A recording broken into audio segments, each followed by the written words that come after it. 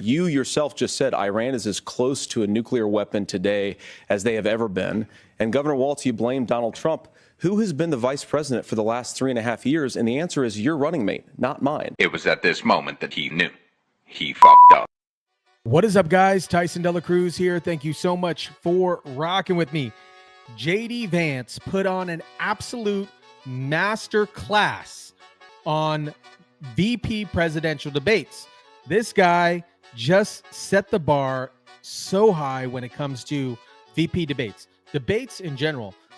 This debate was an absolute outstanding showing for JD Vance. And it was a complete crap show for Tim Walz. He was like a deer in headlights. Shout out to everybody watching. Drop your comments down below. Smash the like button. From Tim Walz opening statements, it was toast. On Iran, you have 2 minutes. Well, thank you. And thank you for those joining at home tonight. Let's keep in mind where this started. October 7th, Hamas terrorists massacred over 1,400 Israelis and took prisoners. Israel's ability to be able to defend itself is absolutely fundamental. Getting its hostages back, fundamental, and ending the humanitarian crisis in Gaza.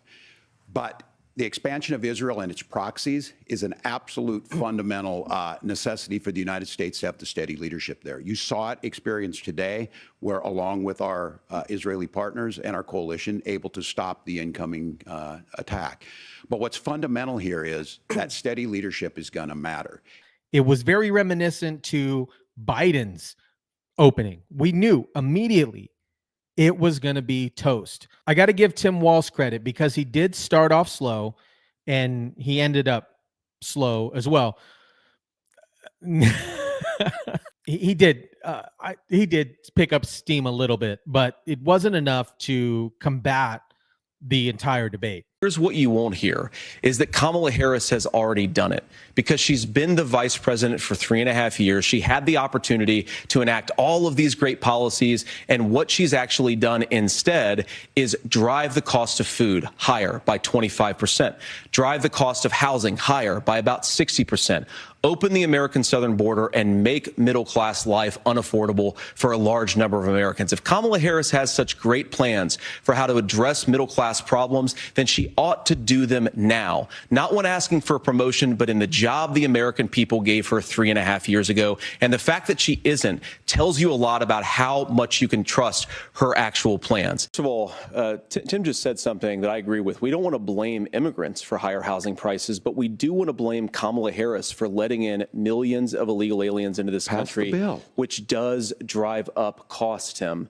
25 million illegal aliens competing with Americans for scarce homes is one of the most significant drivers of home prices in the country. It's why we have massive increases in home prices that have happened right alongside massive increases in illegal alien populations under Kamala Harris's leadership. Now, Governor, you say trust the experts. But those same experts for 40 years said that if we shipped our manufacturing base off to China, we'd get cheaper goods. They lied about that. They said if we shipped our industrial base off to other countries, to Mexico and elsewhere, it would make the middle class stronger. They were wrong about that. They were wrong about the idea that if we made America less self-reliant, less productive in our own nation, that it would somehow make us better off, and they were wrong about it. And for the first time in a generation, Donald Trump had the wisdom and the courage to say to that bipartisan consensus, we're not doing it anymore. We're bringing American manufacturing back. We're unleashing American energy. We're going to make more of our own stuff. The governor mentioned that President Trump has called climate change a hoax.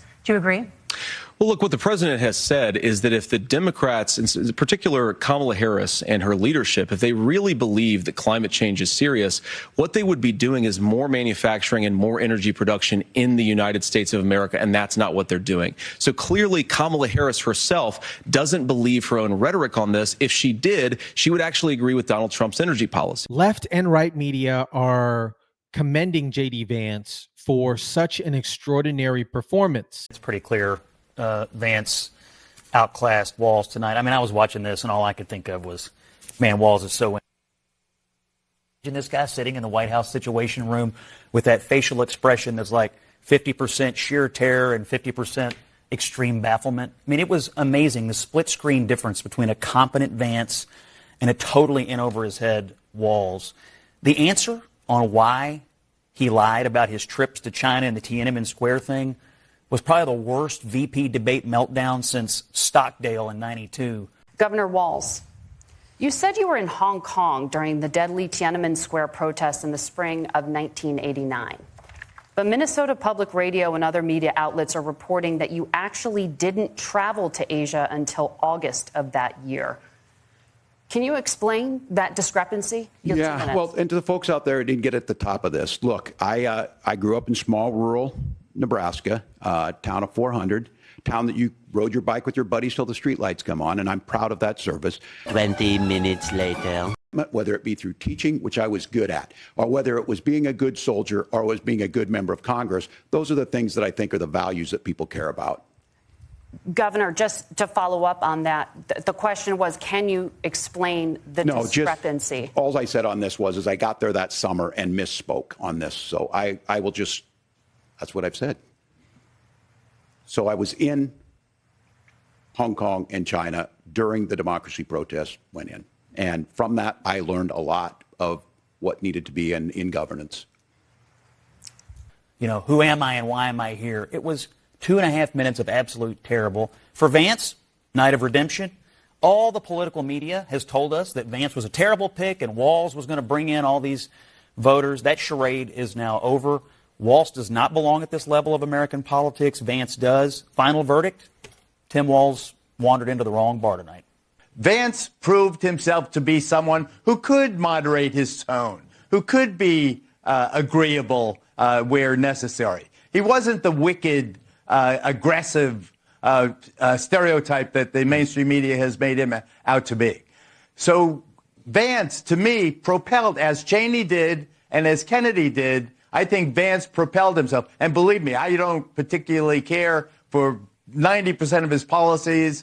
And I think Governor Walz is a very, very sweet guy, nice guy, apparently been a good governor and congressman and so forth. But this is, you know, this is business. That. I mean, I think there was a clear lack of preparation and execution here on Walz's part. I think actually it's the opposite. I think he had too much preparation. Maybe, yeah. He had so many lines that he was clearly trying to say that he didn't listen and said when J.D. Vance said one of the many, many things he really hit Kamala Harris on, not Tim Walz, but Kamala Harris, he didn't respond because he clearly had things in his mind. I think the lack of interviews that he has done with national media, with local media, it showed. He needed more reps. Yeah, no, I agree. I mean, J.D. Vance is much more experienced. But first, David, I got to say, I think that Walz did seem unsteady. And frankly, what I saw in Walz is somebody who has not faced questions on a national stage since he became the Democratic nominee. He was simply out of practice. I mean, I don't know why they've done it, but they've kept him out of the limelight. They've kept him away from reporters. They haven't had him do any interviews. And he was clearly unsteady through much of that debate. And in contrast, J.D. Vance was very smooth. He took the arguments not to Walz. He was very respectful of Walz, took it to Kamala Harris. Except for Rachel Maddow. I don't know what debate she was watching, but she had a complete meltdown. She couldn't believe that Tim Walz completely underperformed. Takeaway from this is that one of these candidates is much slicker than the other, is a much more practiced kind of professional debate style speaker, and the other candidate won. There was one bad moment for Tim Walz in this debate where he was completely outperformed. It was very reminiscent to a high school football team. I'm going to use a Tim Walz analogy here, like a high school football team playing a college, not even an NFL team. It was a high school team playing an NFL team, and that's what this debate was. There was only one instance where J.D. Vance could have performed a little bit better regarding the question of the one election. Officially, Joe Biden won the election. But there was, at least in my opinion, a lot of election interference. What do I mean by that? The Hunter Biden laptop story. The Hunter Biden laptop story, was one of those instances that were incredibly suppressed prior to the election. And at least in my opinion, if that story would not have been suppressed, that might have swung voters a different way. And Mark Zuckerberg openly stated that there was a lot of censorship. Let me know in the chat, drop it in the comments. Let me know what you guys think about that. Here's what Ben Shapiro had to say about the VP debate, and he hit it spot on. Debate. So here is the immediate takeaway. J.D. Vance delivers one of the great debate performances that we've seen in modern history. Truly a stellar performance from J.D. Vance. And for all the people who believe that he was weird on the left, there was nothing weird about J.D. Vance's performance tonight. He looked not only cool and collected, he looked kind and empathetic.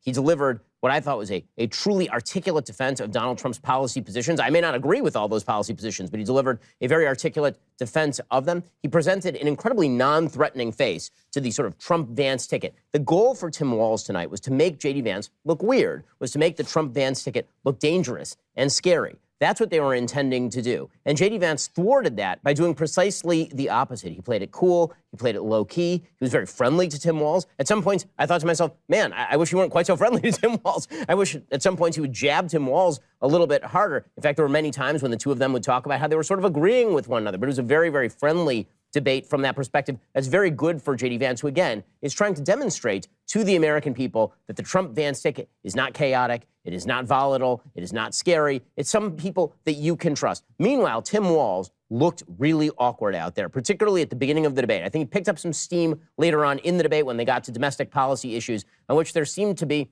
both sides contending as to who could spend more. But at the very beginning, Tim Walz was stumbling and bumbling all over himself. He got a few cutaways that were pretty glorious of J.D. Vance giving the Jim Halpert from The Office to the camera. They're like, is this guy really saying what he seems to be saying?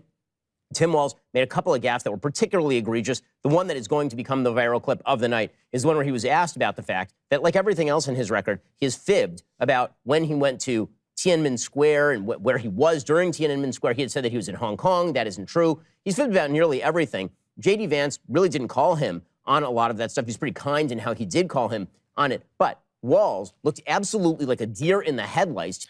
This was the moment. There were a couple really good standout moments, but this was the moment that, to me, J.D. Vance completely won the VP debate. We're in agreement that we bring those home. The issue is Donald Trump is talking about it. Kamala Harris has a record, 250,000 more manufacturing jobs just out of the IRA. May I respond to that? Yes. So appreciate that. So if you notice, what Governor Walz just did is he said, first of all, Donald Trump has to listen to the experts. And then when he acknowledged that the experts screwed up, he said, well, Donald Trump didn't do nearly as good of a job as the statistics No, that's a gross generalization. that he did. So what Tim Walz is doing, and I honestly, Tim, I think you got a tough job here, because you've got to play whack-a-mole. You've got to pretend that Donald Trump didn't deliver rising take-home pay, which of course he did. You've got to pretend that Donald Trump didn't deliver lower inflation, which of course he did. And then you simultaneously got to defend Kamala Harris's atrocious economic record, which has made gas, groceries, and housing unaffordable for American citizens. I was raised by a woman who would sometimes go into medical debt so that she could put food on the table in our household. I know what it's like to not be able to afford the things that you need to afford. We can do so much better. To all of you watching, we can get back to an America that's affordable again. We just got to get back to common sense economic principle. And just to clarify for our viewers, Springfield, Ohio does have a large number of Haitian migrants who have legal status, temporary protected status. Well, Margaret, but thank you, Senator. We have so much to get to. Margaret, I think it's important because we're going to turn out of the economy. Thank Margaret, you. The rules were that you guys weren't going to fact check, and since you're fact checking me, I think it's important to say what's actually going on. So there's an application called the CBP One app, where you can go on as an illegal migrant, apply for asylum or apply for parole, and be granted legal status at the wave of a Kamala Harris open border wand. That is not a person coming in, applying for a green card and waiting for 10 years. That is the facilitation of illegal immigration, Margaret, by our own leadership. Thank you, Senator, for describing the legal process.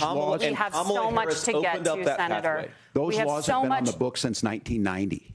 Thank you, gentlemen. The CBP One app has not been on the books since 1990. It's something that Kamala Harris created, Margaret. Gentlemen, the audience can't hear you because your mics are cut. Obviously, Kamala Harris worked on her talking points for the presidential debate, and she worked on her facial expressions.